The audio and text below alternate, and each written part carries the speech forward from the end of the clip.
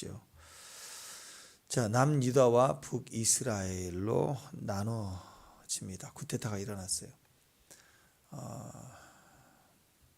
그리고 그 충돌 속에서 쿠데타를 진압을 해야 되겠죠. 왕이 되자마자 첫 번째 군사를 모아 도전을 했습니다. 그런데 칼을 빼들었는데 사실 이건 게임이 안 되는 싸움이고 망할 수밖에 없는, 죽을 수밖에 없는 대위기입니다. 오늘 애굽 왕이 이렇게 공격해 오는 걸 보면 사실 북이스라엘을 치러 올라갔다가는 북이스라엘하고 전쟁에서 패하는 게 문제가 아니라 그 애굽이 몰려오면 다 죽는 더 큰 위기를 당할 수 있다라는 거예요.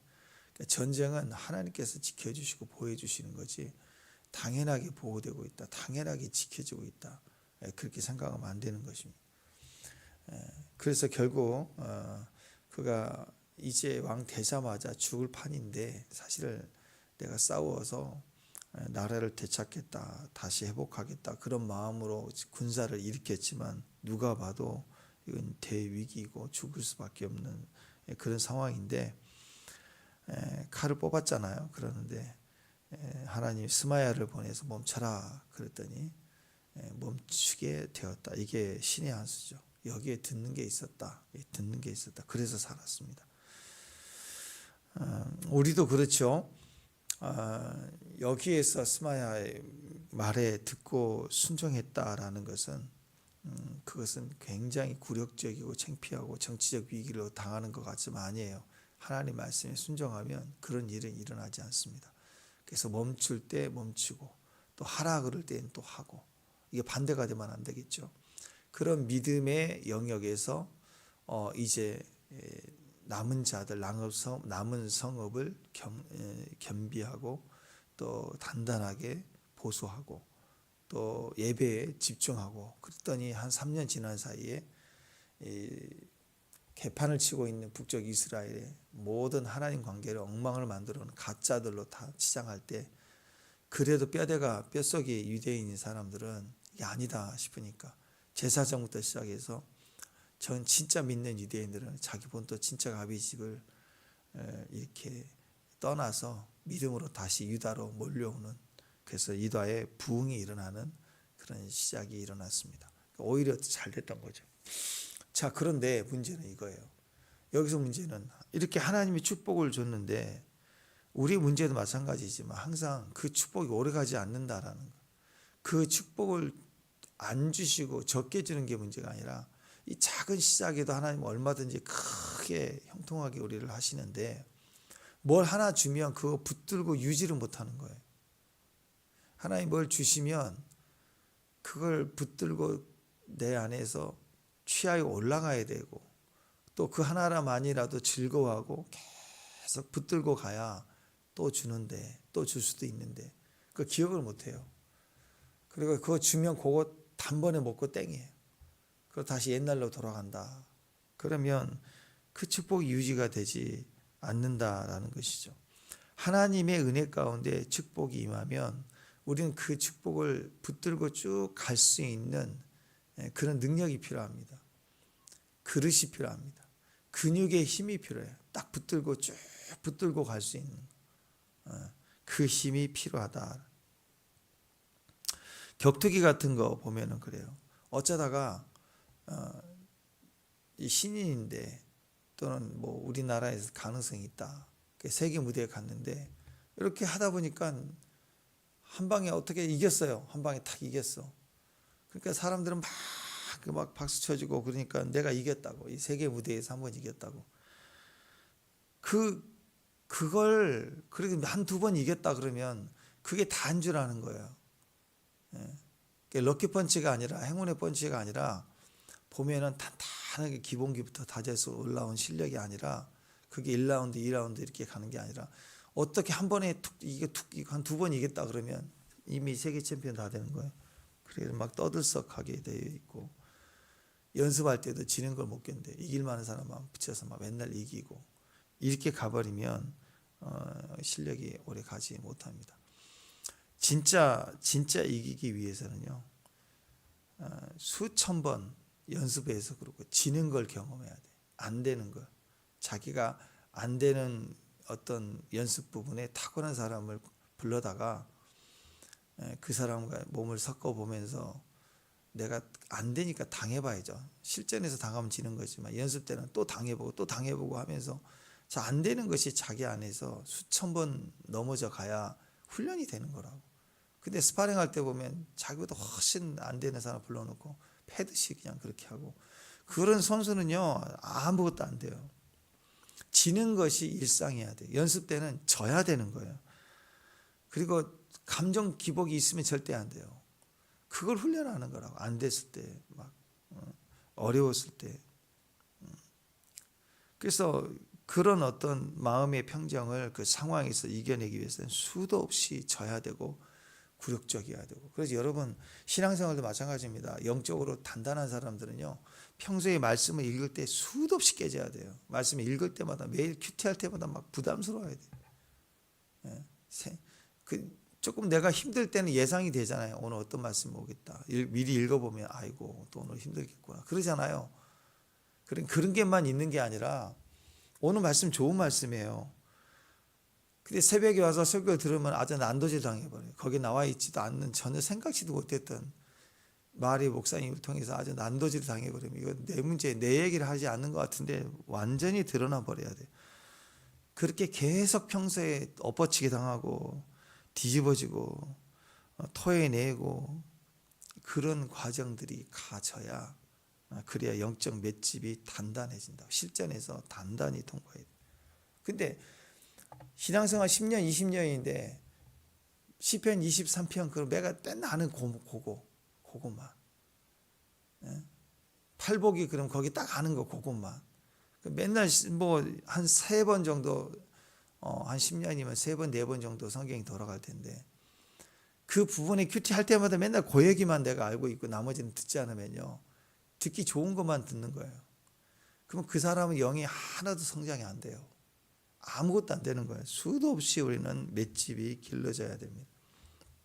그럴 때 우리 인생살이가 이 격투기 같고 우리 신앙생활과 똑같습니다. 험한 세상 살아갈 때 중요한 게 바로 그거예요. 변함없는 거.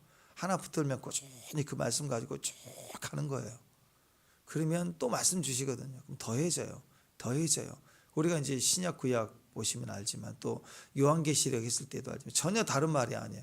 요한계시록에 나와 있는 어떤 형상, 상황, 이미지가 단독으로 그걸 풀면 안 돼요. 구약에 있었던 많은 스토리 가운데 연결되어 있는 이야기, 엑기스라고. 같이 가는 거예요. 그 내용이 중심이 똑같아요. 항상 하나님의 말씀 똑같은 거예요. 한 시대와 역사를 통해서 또는 이스라엘 한 시대의 거장을 통해서 그의 삶을 통해서 또 한 역사, 남유다, 북이스라엘이라는 나라 전체의 역사가 꼭 우리 인생이고 내 인생이 내 세계고 내 마음을 적나라하게 보여주면서 반복적으로 우리에게 교훈하고 계시는 거예요. 특별한 어떤 메시지가 아니라고. 그러니까 철저히 우리는 이 무게를 견디어 나가야 돼요. 하나님의 영광의 무게를 짊어지고 내 삶의 무게가 깨져야 돼요. 여러분 내 안에 내가 무거운 짐을 지고 가요. 무거운 짐을 지고 가는데 이걸 어떻게 이걸 깨 부실 것인가. 우리는 거기에 중심이 있거든요. 기도 제목이 그거예요. 이거 어떻게 이 무거운 돌을 깨 부실 것이냐 이 생각을 하는데 아니라니까요. 그 짐을 무거움을 하나님의 영광의 무게로 더 눌려버려야 되는 거예요. 완전히 끝나버려야 되는 거예요.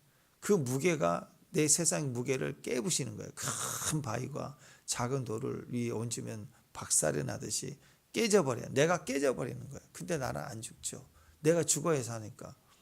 그래서 그 영광의 무게를 어깨에 짊어지고 그리고 평생을 사는 거라고. 법궤를 메고 평생에 사는 삶이 성도의 삶이라는 거예요. 그러니까 그렇게 살다가 조금 물안아지면 한 모금 주면 시원하다 그러면 그냥 그 영광의 짐을 벗어버리고 도망가 버리는 거예요. 그 시원한 데서 살라고.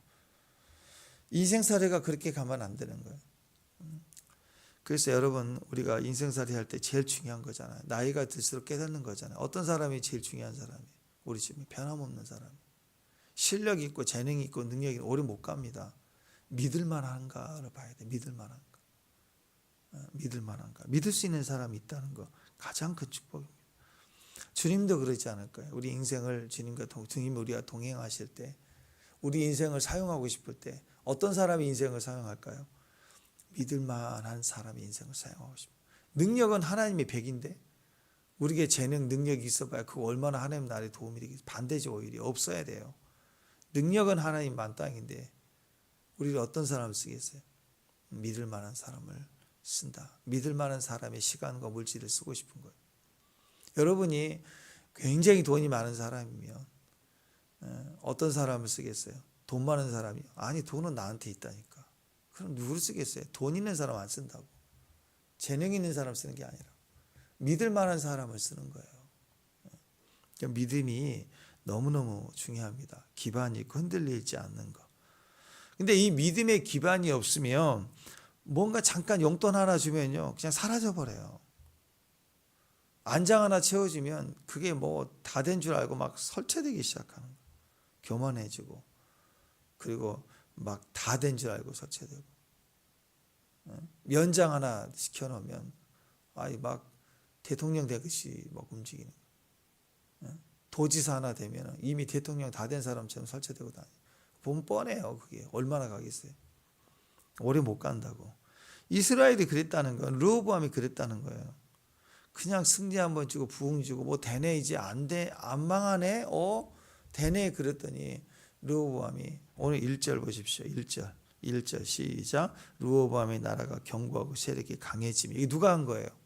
하나님이 해주신 거잖아요. 그랬더니 그가 어떻게 여호와 율법을 떠나 이제 안 해도 되네? 율법을 떠나버리니 문제는 온 이스라엘이 본받았대. 그게 똑같은 거예요. 다 이 나라가. 안타깝지만 우리 안에 있는 우리 이야기 아닙니까? 뭔가 견고해지고 강해지고 좋아지면은 율법을 떠나요.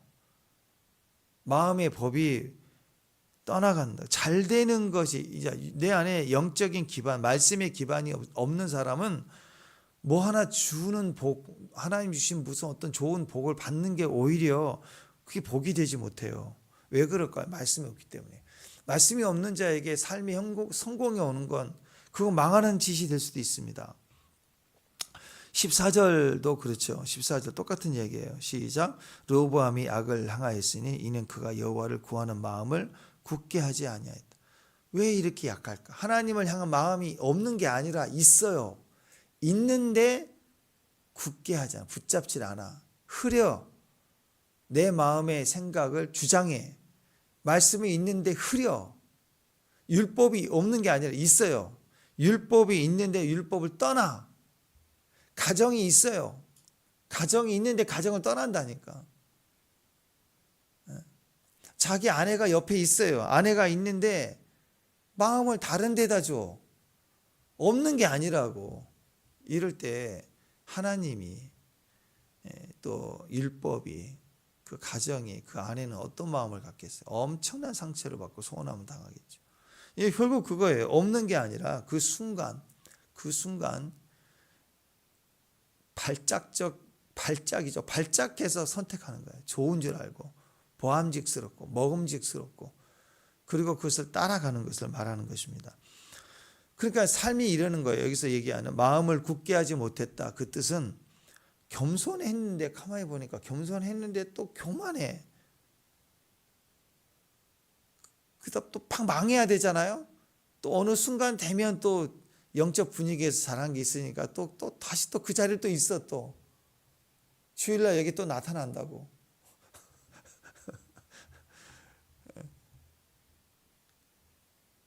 순종했다가 불순종했다가 또 큐티한다고 앉아있고 또 이렇게 하는 거예요. 어정쩡하게 이렇게 당금질이 되는 거죠. 축복을 유지할 수 있는 힘이 없어요. 그러면 연단만 계속되는 거예요.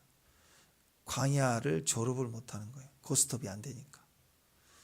그러니까 하나님 입장에서 더 큰 걸 주면 망하거든요. 이 하나 줘봤더니 이러니까 더 큰 걸 주면 망하니까 하나님도 계속 훈련 코스로 돌릴 수밖에 없는 겁니다.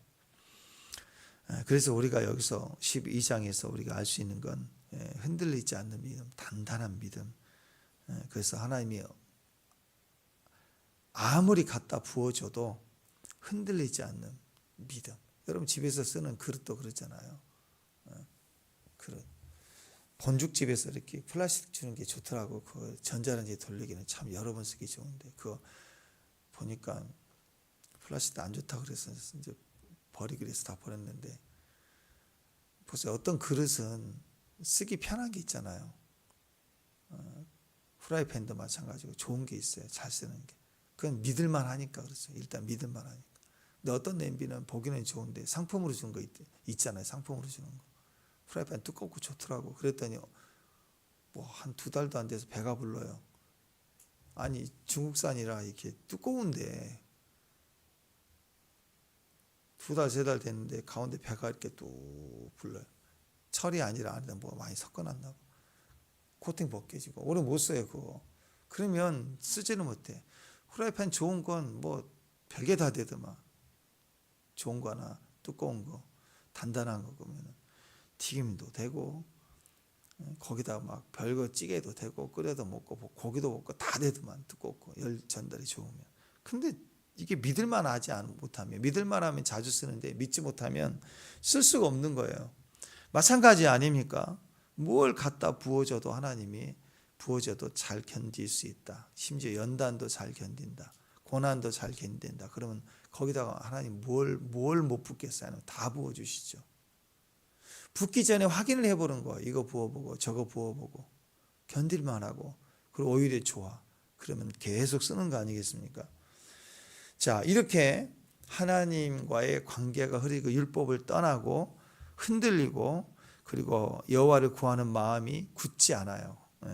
굳게 하지 않아요. 맨날 왔다 갔다 흔들렸다. 그랬더니 이제 어떤 일이 벌어집니까? 2절을 보니까 애굽의 시삭이 공격을 해옵니다. 이 시삭이 나쁜 놈이 아니에요. 외국이 세상이 나쁜 게 아니라 우리가 하나님을 버렸기 때문에 일어난다고. 공격은 항상 우리가 하나님을 버렸기 때문에 벌어지는 거예요.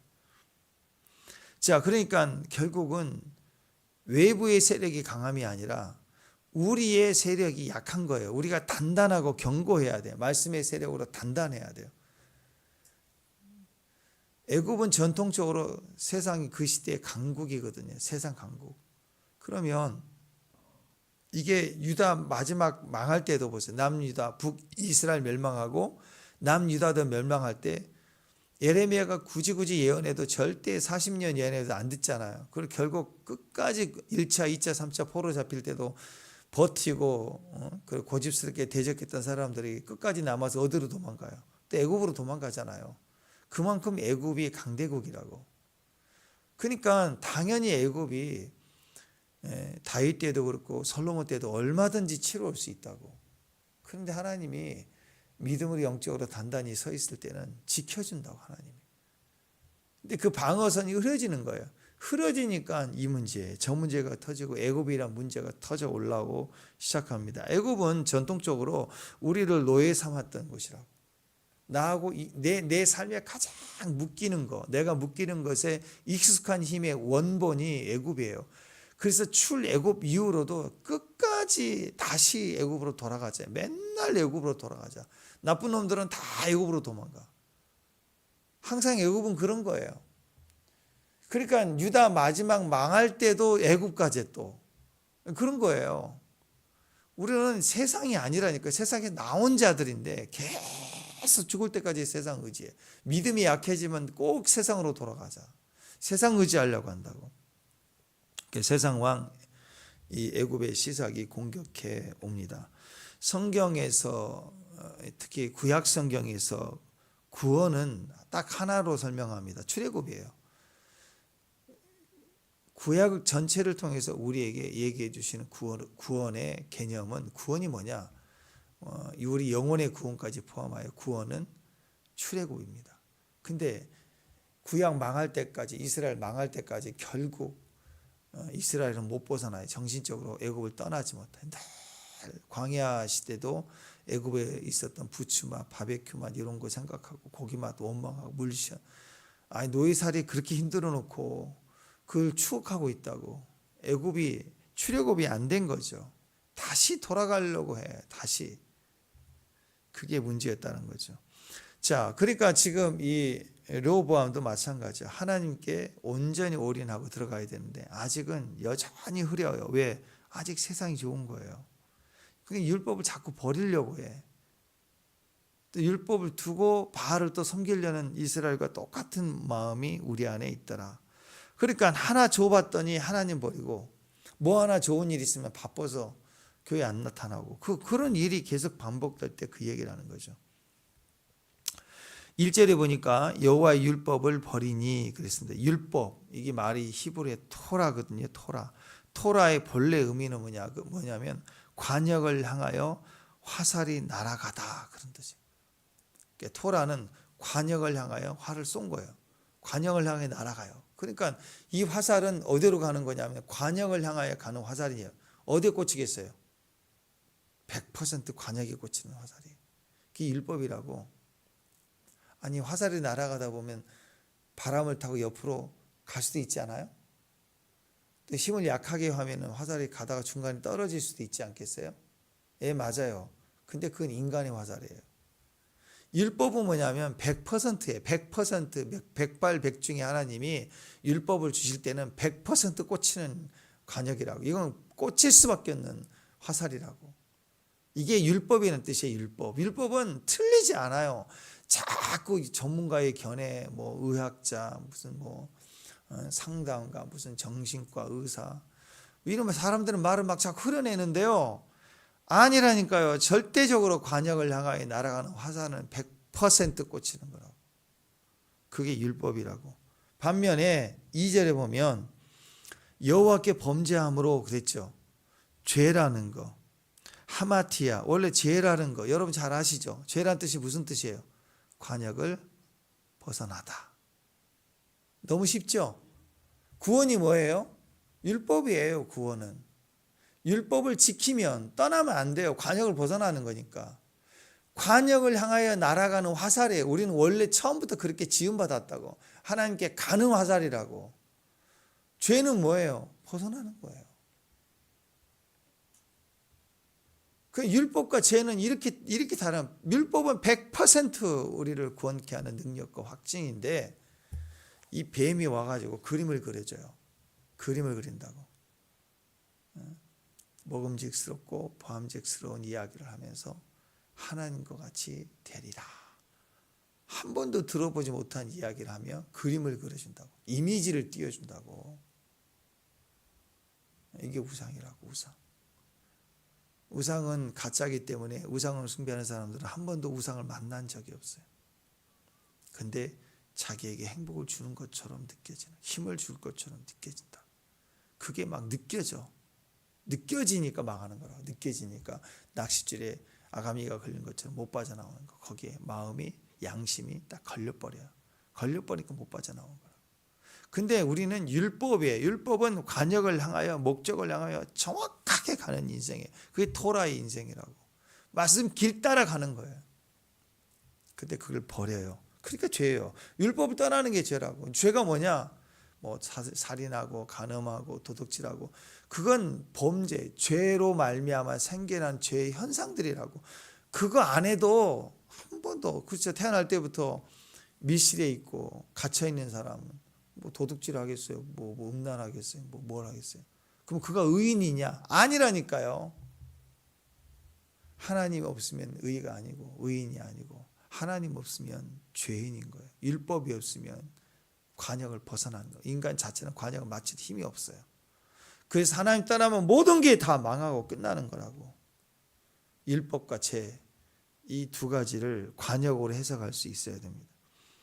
르호보암 과에 속해요. 우리가 르호보암 과에 속한 사람들은 어떤 일이 벌어지냐면 지금 다 잘하는 것처럼 보여요. 그런데 축복 하나 딱 던져주면요, 당장 가던 길을 벗어나 버려요. 지금까지 해왔던 길을 이탈해 버려요. 가야 될 길이 뭐예요? 다윗의 길, 솔로몬의 길. 그 위기 속에서도 그 길 갔잖아요. 그래서 이 위기 속에서도 이제 다시 부흥이 시작됐잖아요. 그러면 이게 형통이네. 그럼 그 길 쭉 가야 되는 거 아니에요? 그런데 그 고비 넘겨지고 살만하고 그러니까 눈을 돌려.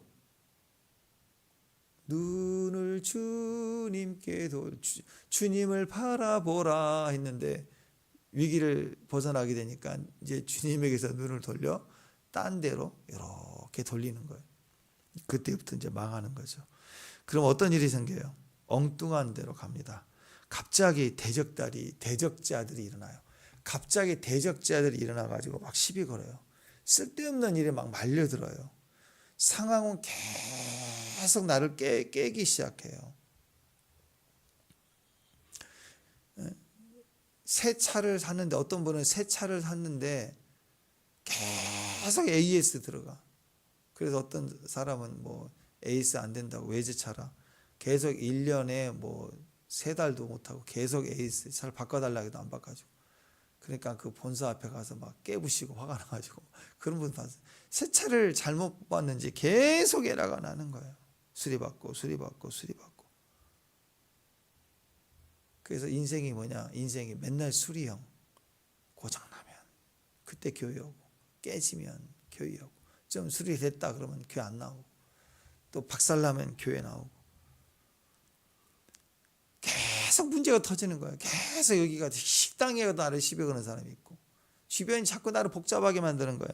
또 어떤 선지자로부터 듣는 말씀은 맨날 뭐 네가 나를 버려, 나도 너를 버렸다 이런 말 듣고, 뭐 깨닫긴 깨닫지만 결국 반복해서 이래 다 엎어지게 무슨 튀김도 아니고 엎치락 부침개를 붙이다가 결국 인생 다 끝나버리는 사람, 꽤 르호보암 같은 사람. 성경은 어리석은 사람 그래요. 그러니까 진짜 어리석은 건 하나님 모르는 사람인데, 하나님 모르는 사람은 어리석은 게 아니고 악인이에요, 악인. 근데 어리석은 사람은 하나님을 아는데 하나님을 버려요. 완전히 따라한 건 아니에요. 개종한 건 아니에요. 알았는데. 우리 주변에 어리석은 사람 얼마나 많아요. 전도를 하면 얘기하죠. 전도를 하면 아는데요. 옛날에 다녔는데요. 어리석은 사람이에요. 그래서 자꾸 얘기를 해야 돼요. 어리석은 것은 그 상황이 어리석은 거지 사람이 어리석은 건 아니죠. 사람 존재는 귀해요. 불쌍하잖아요. 당자니까. 그래 자꾸 사랑으로 얘기를 해주고 그 상황으로 또 얘기해주고 그래서 돌이켜야 된다고.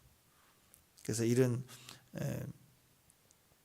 음성을 전해주는 부분이 필요하답니다. 다시 정리해보면 우리의 부강함, 1절의 부강함, 강함은 누가 주세요? 누가 줬어요? 하나님. 시편 127편에 보면 여호와께서 집을 세우지 아니하시며 세우는 자의 수고가 헛된다. 여호와께서 성을 지키지 아니하시면 파수꾼이 깨어있음이 헛된다. 그러니까 파수꾼이 잘 지키고 르호보암이 건축을 잘해, 아버지를 닮아가지고 건축을 잘해가지고 예루살렘을 지키고 나라를 지킨 게 아니었다라는 거예요. 너희가 일찍 자고 일찍 일어나고 늦게 누우며 수고의 떡을 먹음이 헛된다. 열심히 살아봐라. 그게 잘 되나? 그게 헛된 거라는 거예요. 그걸로 형통한 게 아니라는 거예요. 하나님께서 그 사랑하는 자에게 잠을 주는 거예요. 잠을 줄 때 성을 지켜주는 거예요. 편안히 자라고. 먹을 것도 주시는 분이에요. 일해서 먹는 게 아니라 하나님 우리에게 주시기 때문에 먹는 거라고. 이게 다 뭐예요? 하나님의 지켜주심. 아멘. 하나님이 저와 여러분을 지켜주세요. 저번에 말씀드렸죠. 하나님 우리를 눈동자같이 지켜준다 그러죠. 아멘. 그 말은 뭐예요? CCTV로 내 주변을 눈동자로 CCTV를 달아가지고 계속 나를 관찰하고 그런 뜻이 아니고 사람이 자기 눈동자를 제일 보호하죠. 그죠? 아니 사랑스러운 우리 손녀가 와가지고 막 얼굴 만지고 뭐 머리 잡아당기고 할아버지 기 잡아당긴 다음에 그래도 좋잖아요. 근데 눈을 찌르면 눈은 보호하잖아. 하지 마 이러잖아요. 눈 찌르는데 가만히 있는 할아버지가 어디가 있어요. 다 놔두지. 눈은 보호하지. 우리 그렇게 보호한다. 자동으로. 이건 의지를 사용하기 전에 눈에 뭐가 접근해 오면 아무리 좋은 게 접근해 와도 눈은 깜빡이고 피하게 돼 있다고. 하나님이 그렇게 우리를 보호하세요. 눈동자같이. 선 하나 털끝 하나 건들지 못하도록 지켜준다고. 우리가 그런 존재라는 거예요. 모든 것은 하나님이 지켜주고 공급해 주신다. 근데 르호보암은 오늘 그걸 몰라요. 죽게 생겼을 때는 발작해갖고 혈기 부리고 내가 이긴다. 아니 그렇게 객기 부리고 나가서 이긴다고 나가서 뭐 되겠어요. 그 다 진짜 죽는 거죠. 세상 말로 진짜 개죽음 하는 거죠. 18만 명 많은 것 같지만요. 저쪽 세상에 비하는 아무것도 아니야. 100%져요. 발작해서 자살 소동하는 거라니까. 진멸하겠다. 내가 지도하겠다라고 18만 명을 데리고 나가는 건 자살 소동한다고. 세상이 볼 때는 그래요. 웃음거리라고. 예? 매스컴에 뜨고 사람들 다 쳐다보고 하는데 빌딩 올라가서 떨어 죽이겠다고 막 그거 자살 소동 날 때 사람들 불쌍히 보잖아요. 18만 명을 끌고 가서 죽인다고 달려드는 모습은 자살 소동이에요. 매스컴에나 나오는 저 어리석은 사람의 모습이라고. 조금만 이렇게 평탄함이 오면 왕 한번 시켜지면 그냥 그게 왕 노릇하려고 그냥 떠나가 버리고 사라져 버리고 안 나타나고. 발작할 때는요 뼈를 묻겠대. 뼈를 묻겠습니다. 그러고는 떠날 때는 뭐 예전에는 뭐 LTE 속도라고 그러는데 요즘은 5G예요. 5G만큼 사라져. 샥! 영화 한 편도 뭐 1초 만에 샥 다운이 된대. 안 나타나. 자기 핸드폰보다 빨리 그 핸드폰 두고 사라져. 공간 이동한 줄 알았어. 아무도 없을 때 몰래 교회 와가지고. 왜 핸드폰보다 먼저 도망갔습니까? 아무도 없을 때 몰래 와가지고. 우린 교회 번호 안 바꾸잖아요. 몰래 자기 짐 챙겨 도망가. 그게 사람이라고. 사람. 요즘 가난한 성도라고 그러잖아요. 어려울 때는 주님 찾고 새벽기도 나오고 뭐가 해보겠다고 그러고 뭐 하나 잠깐 이루어져. 아니면 그 위기가 좀 벗어나서 숨 좀 쉬질만 하면 안 보여.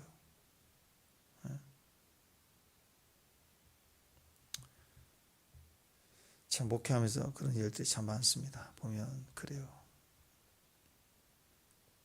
그래서 적어도 맷집이 생겨가지고 목사들은 이제 그렇게 되면 별 반응 안 해요. 목사님 뭐 말씀이 좋습니다. 뭐 은혜를 받습니다. 아이고 별로 거기 반응이 없어요. 이미 굳어질 대로 굳어져가지고 사라질 때는 5G에 공간이동 공중부양인 줄 알아. 안 보여. 왜 그럴까? 항상 보면 말씀에 기반이 없어요. 말씀을 들을 마음이 없는 거예요. 결정은 평소에는 목사님 이거 오를까요? 저거 오를까요? 물어보지 않아도 될 걸 물어봐요. 목사님 짜장면 먹을까요? 짬뽕 먹을까요? 하나님 뭘 원하실까요? 막 이런 것까지 물어보고 이런 비슷하게 이런 것까지 물어볼 필요 없는 것까지 물어보는 것처럼 그러다가 엉뚱한 길을 선택할 때는요. 진짜 물어봐야 될 것은요. 교회에 관한 이야기하고 옮길 거 뭐 이런 것들은 웃겨요. 다 결정해놓고 통과해요. 너무 아픈 거예요. 너무 아프. 마음이. 왜 그럴까? 말씀이 기반이 없어요. 철저하로 교회를 하나님 말씀으로 옮겨왔으면 옮길 때도 있겠죠. 상황이. 말씀의 기반으로 가야죠. 우리 사명도 그런 거 아니에요? 적어도 말씀 때문에 교회 왔으면 말씀 때문에 가야 되는 거 아니에요? 근데 우리 인생은 뭐야? 여러분 이 땅에 이 생애가 있는 줄 알고 오신 적 있나요? 한 사람도 없어요. 태어나 보니까 인생인 거예요. 그런데 갈 때는 죽어보니까 지옥이에요? 죽어보니까 천국이에요? 아니죠. 지금 여기서 내가 말씀 때문에 사명을 감당이 끝나면 말씀 때문에 천국 가는 거예요. 이게 완전히 정해진 사람들이에요. 죽고 사는 문제인데 천국이 가는 문제인데 어떻게 그렇게 쉽게 내가 다 결정을 해. 그건 벌써 그것이 자기가 아니라는 거죠. 마귀라는 거예요. 여러분. 끊임없이 그 자리에서 지켜나가는 거고 세워나가는 그리스도라는 반석 위에서 서가는 거라고. 그게 훈련인 거예요. 그러니까 뭔가 잘하는 것처럼 보이는데 뭔가 주어지면 그때 망하는 사람이 왜 되느냐. 아니 주면 상급을 주면 더 신나가지고 더 감사가 되니까 더 열심히 해야 되는 거 아니에요? 근데 하나님이 뭐 하나 기도 응답 한번 딱 주면 안 나타나. 그게 되냐고.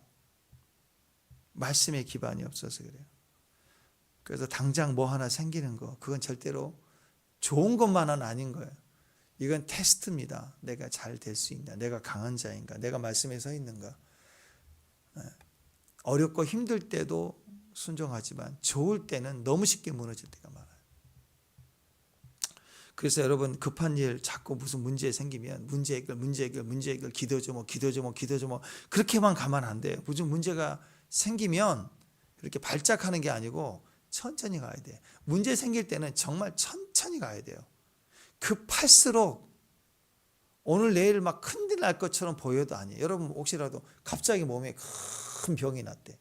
예를 들어 병원에서 막 큰 병원 가라 했더니 막 뭐 암이 생기고 막 그랬다 그러면 막 발작을 해가지고 막 이 병원 저 병원 다니지 마시고 좀 천천히 가요. 천천히. 충분히 다 내려놓고 인생부터 생각해보고 말씀도 내가 떠난 게 있네 생각하면서 기도하면 좋은 의사 만나기도 하고 그 과정도 잘하고 어느 날 낫기도 하고 어느 날 오진이었다 이렇게 나올 수도 있다고.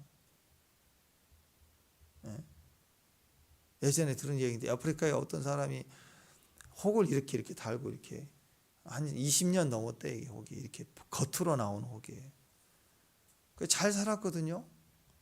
그랬더니 선교사님 와가지고 이렇게 이거 위험하고 이거 암인 것 같다고 병원에 가자고 해서 검사를 했더니 암이래. 근데 20년 동안 살았거든요. 근데 암이라고 딱 선고하고 알자마자 일주일 뒤에 죽었대. 면역이 암이네 죽네 그러니까 죽은 거예요. 근데 나중에 알고 보니까 암이 아니라 악성종양이 다 오진 나온 거래. 죽고 나서. 하나의 예의지만 사람 그래 죽는다 그러면 죽을 것 같다 그러면 진짜 난 죽는 거야. 그부터 숨도 안 쉬어 가만히 이러고 이러기다가 일주일 동안 죽는다고. 사람이 그래요. 사람의 말, 의사의 말 뭐 그런 게 중요한 게 아니라 하나님 말씀 다시 들을 필요가 있어요. 우리가 왜 죽어도 하나님이잖아 우리는. 그러니까 그 준비해야죠. 죽을 준비, 하나님 듣는 준비. 제발 발작하지 말고 막 뛰지 말고 좋은 일이 있다고 막 난리치지 말고 나쁜 일이 있다고 난리치지 말고 그냥 문제예요. 문제. 좋은 문제 또 어려운 문제. 우리는 과정이 있는 거라고. 과정. 수도 없이 죽어도 돼요. 율법이 있으면 사명이 있으면 되니까. 사명 마치면 되는 거니까. 우리가 발작하면 항상 발작할 때 거기서 망해요. 자살 소동한다고 막 난리치는 것처럼 무슨 문제 생기면 막 난리치지 말고 제발 누구 때문이라고 울고 불고 억울하고 막 광고하고 알려대고 막 소문내고 제발 가만히 좀 있어. 가만히.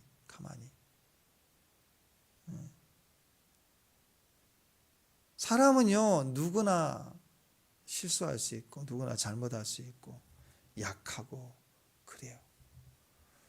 그걸 인정할 때 지혜가 생깁니다. 저는 그래요. 그래서 여러분 우리가 약한 거 자랑해. 약한 거 잘한 거 말고.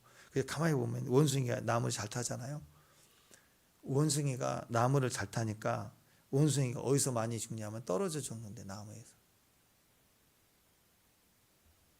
나무에서 떨어져 죽는데 떨어져가지고 푹 부러져서 시름시름 앓다 죽는데. 여러분 혹시 나무에 떨어져 죽나요? 가끔씩 그런 분들 있죠. 옛날에는 뭐 나무 타다가 떨어지고 뭘 하나 뭐 감 따러 갔다 떨어져서 다치고 그럴 수도 있죠. 근데 감 따러 갈 때 가을이니까 감 따러 갈 때 어떤 사람이 올라가요? 우리 중에 나무를 잘 탄 사람 올라간다고. 제일 자신 있는 사람. 그래서 떨어지는 거라니까. 옛날엔 저도 나무 타는 거 좋아했지만 지금은 못 타요. 이게 나무도 견디지 못하지만 나도 못 견뎌갖고 떨어진다고.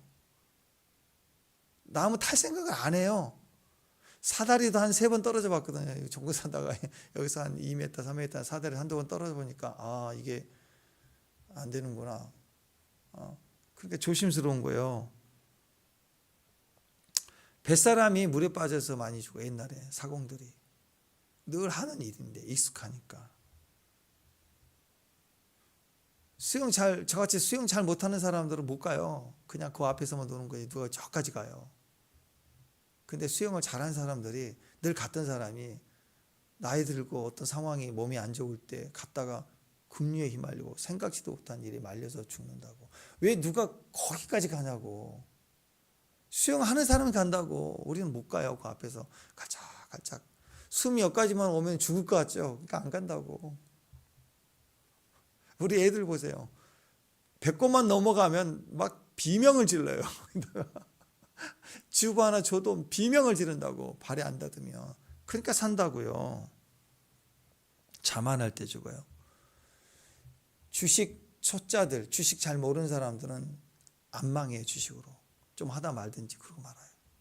근데 주식으로 돈 좀 벌어보고 주식을 좀 이렇게 좀 공부했다는 사람들이, 좀 몇 번 벌어본 사람은 결국 주식에서 망해요. 박살납니다.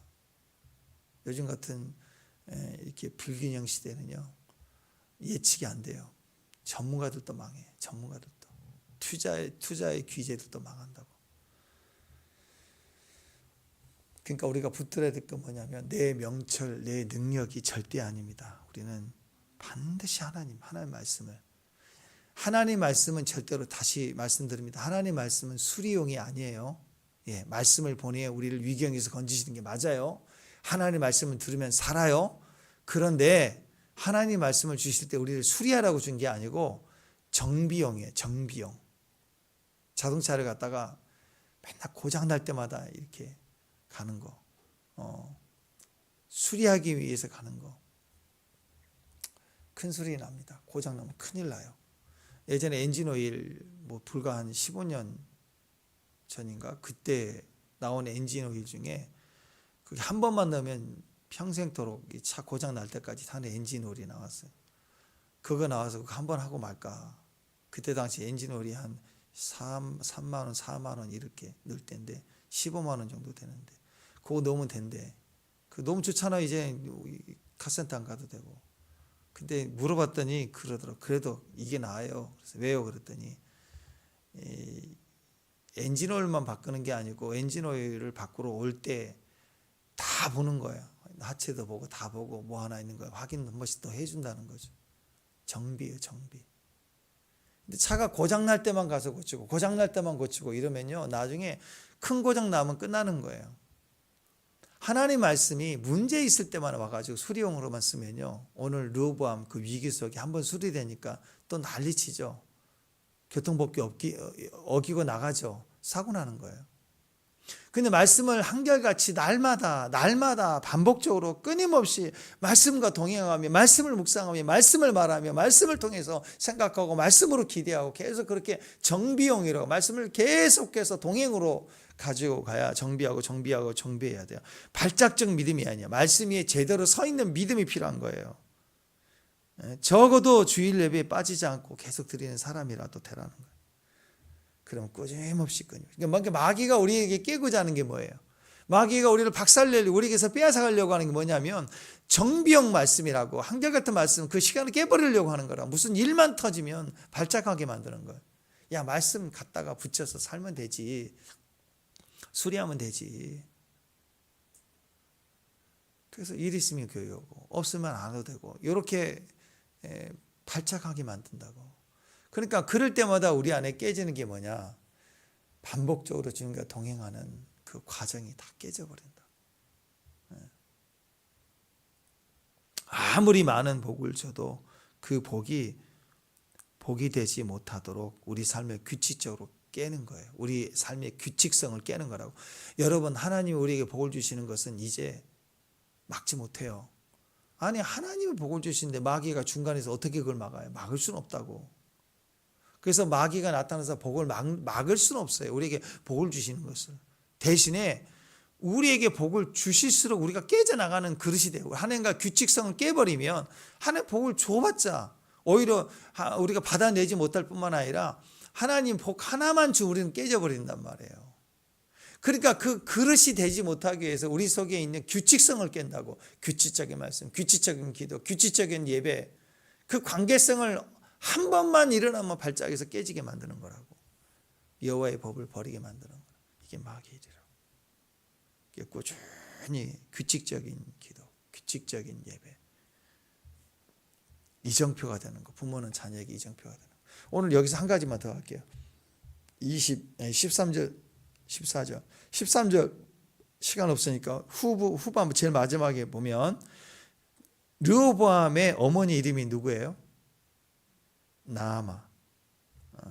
그 다음에 암몬 여인이었더라. 자, 여기 배경이 나옵니다. 그 어머니 이름을 나아마이고 암몬 여인이었더라 이렇게 표시합니다. 무슨 얘기예요? 다 엄마 때문이다. 엄마 때문에. 르호보암이 왜 이렇게 왔다 갔다 하는?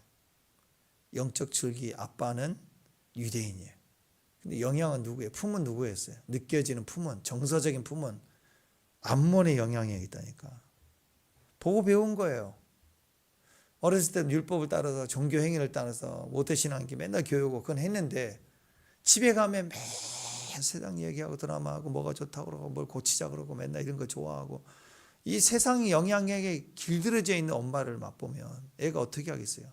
이게 즐거움인 줄 알고 한 잔씩 해도 되는 줄 알고 교회 오면 아니라 그러면 형식은 지켜주고 신앙이 이랬다는 거예요. 이렇게 어느 시대나 한 시대를 분별할 때 여인천하라고 얘기합니다. 조선 왕조실록도 여인천하라는 제목으로 드라마도 만들어진 것처럼 참 신기해요. 클레오파트라 코가 뭐 얼마나 머리 됐으면 나라가 바뀌었다 그러잖아요. 다 여인의 영향력이 크다라는 것입니다. 어느 시대나 그 시대 여인의 믿음, 특히 이스라엘 백성들도 그 시대 여인의 믿음의 수준만큼 그 시대 영적 수준을 반영해줘요.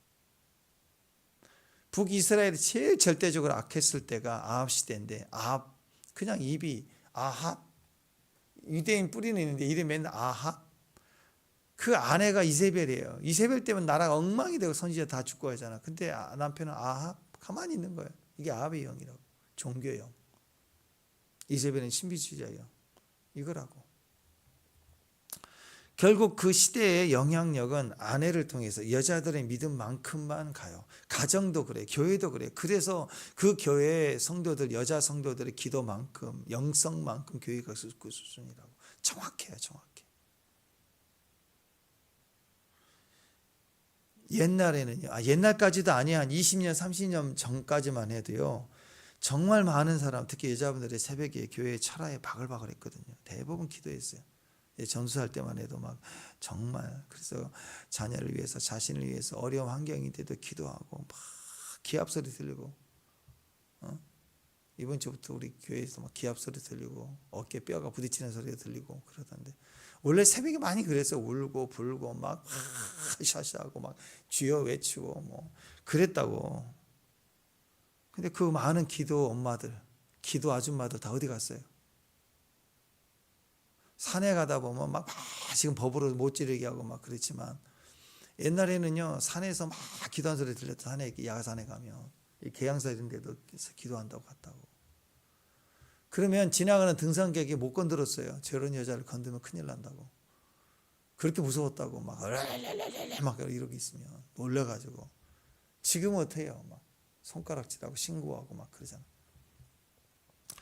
근데 그 기도 아줌마들 다 어디 갔냐고. 그 많던 기도 아줌마들. 이제는 아줌마들 어디가 있어요? 기도 안 하고요. 맨날 노래방 가서 주일날은 교회만 가면 되고 나머지는 다 노래방에 가가지고 세상 노래 즐겁고 임영훈이 쫓아가고 또 누구?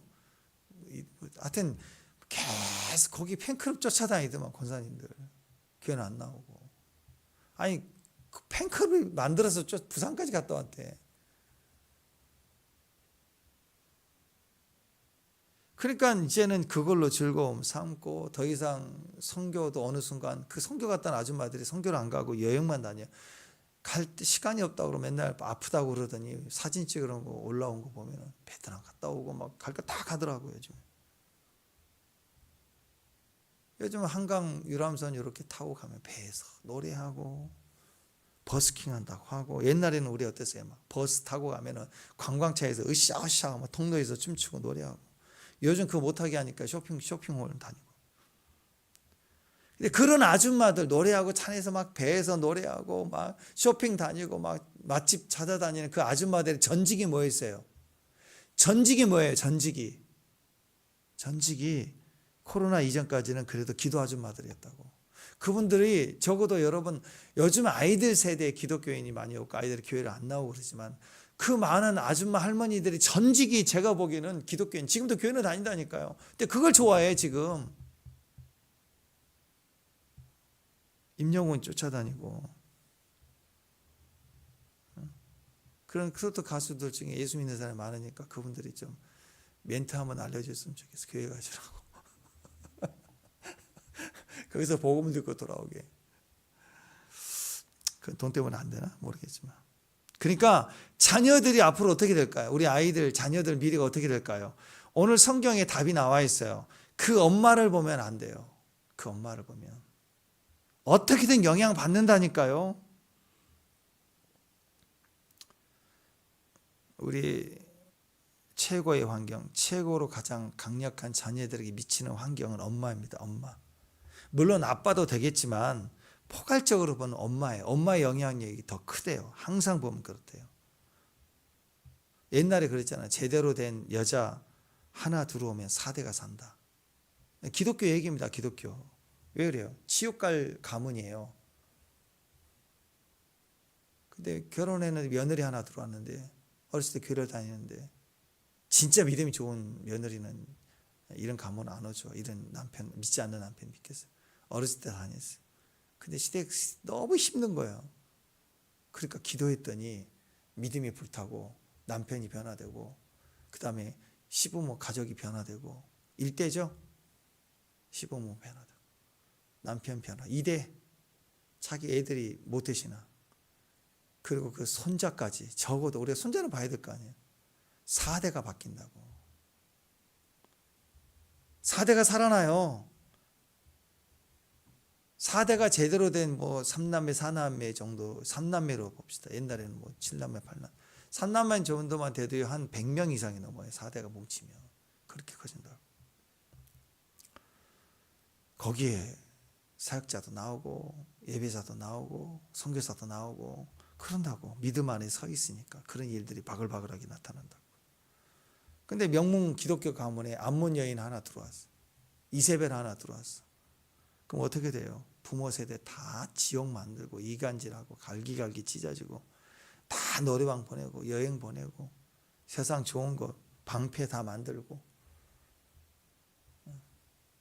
남편 타락하고 애들 망난이 되고 손자들은 볼 수 없어요. 태어날 때부터 비행선이 안 나타나. 집에 안 들어오고. 이런 집안 되는 거예요. 똑같아요. 4대가 망한다고. 한 명의 암몬 아줌마 하나 나타나니까. 나아마 아줌마 나타나니까. 그러니까 한 명의 기도 엄마, 한 명의 암몬 여인은 나아마 아줌마. 영향력이 이렇게 있다는 거예요. 여자의 기도, 어머니의 기도, 이보다 더 중요한 건 없어요. 디모데의 믿음이 좋았잖아요. 바울이 디모데를 칭찬할 때 이렇게 했어요. 디모데후서 1장 5절을 보면 네 속에 거짓이 없는 믿음이 있음을 생각했다. 너무 감사한 거예요. 거짓 없는 믿음. 근데 가만히 보니까 이 믿음은 먼저 네 외조모 로이스와 네 어머니 유니게 속에 있었던 것이 네 속에 있는 줄 내가 알았다. 이 집안 보통 집안 아니죠. 여기서 디모데의 믿음이 탄생된 거예요. 할머니의 믿음 플러스 엄마의 믿음. 네 엄마 속에 있는 믿음이 네 속에 있구나. 오늘 우리 저와 여러분, 우리 교회 가정에 여자분들의 믿음이 불붙기를 바랍니다. 이건 생명과 같은 거예요. 절대적으로 필요합니다. 왜 자꾸 여자냐? 남자는 안 해야 되느냐? 맞아요. 아니 남자 하잖아요. 우리 교회 남자들 잘하죠. 이 정도면 잘한 거예요. 왜? 아니 생각해 보세요. 뭐 기타 다 배워서 찬양 예배하고 그런 남자애들 어디가 있어요? 교회들마다 잘하잖아요. 제 말을 잘 들어야 돼요. 여자들보다 잘한다 그 소리가 아니라 잘하는 거잖아요. 그죠? 상대를 보지 말고. 근데 그 잘함이 어디서 나왔어요? 여자분들의 기도로 눈물로까지 온 거라. 그러니까 잘하니까 한 번에 땡 치고 끝. 여기서 이제 놀러 다닐 거예요? 아니죠. 여자분들이 더 기도해야 돼. 한 발자국 더 나아가야 돼요. 그래야 더 불붙죠. 여기서 끝내면 르호보암으로 끝나는 거라고. 디모데 보세요. 할머니 로이스 믿음으로 끝나지 않고 그 엄마의 유니게의 믿음까지 연결되니까 플러스. 그러니까 디모데가 나온 거라고. 시대의 역사를 바꾸는 인물이. 오늘은 엄마의 기도예요. 엄마. 기도하는 아줌마. 필요합니다. 노래방 가 있는 아줌마 말고 전직으로 돌아와야 돼. 다. 오늘 그 기도가 있기를 주님의 이름으로 축원합니다. 기도하겠습니다. 할머니의 믿음, 엄마의 믿음, 그게 흘러들어온 기름 부음, 4대가 살아가는 믿음의 가정, 흘러가는 영적인 품, 한 번 주면 계속 유지될 수 있는 강력한 축복, 오늘 우리의 그 가정, 교회 되도록 도와주옵소서. 예수님 이름으로 기도합니다.